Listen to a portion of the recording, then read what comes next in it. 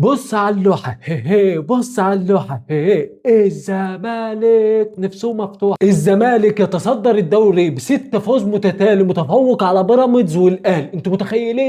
انتوا متخيلين بعد الفوز النهارده على نادي زد، الله اكبر، 2 ارتو عالمي خياليين، اجوان خيالية مع تألق ناصر منسي، مش المهاجم، الصانع الالعاب اللي بيعمل كل حاجة في الكورة، اللي بيمتعنا، اللي بيفرحنا. الله اكبر يا ابني. والجمهور اللي بيهد المدرج، والروح القتاليه العاليه من جميع اللعيبه. بعد ما تعادلوا قدرنا نجيب جول، وبمين؟ بمعتمد جمال ابن النادي، مع تألق احمد ربيع اللي لسه كان نازل من ثواني، اللي بيلعب وسط ملعب مدافع واللي بيتصاب اكتر ما بيلعب، مع تألق شيكو بنزا البرازيل والمهدي سليمان، وبنتايج التعبان في الدفاع، والدباغ اللي جاب الكره في العارضه، نزول شيكو بنزا المجنون اللي تسبب بهدف النهارده زد الاولاني، واللي تسبب في جون نادي الزمالك التاني، علشان نفرح اللي احنا اول الدوري.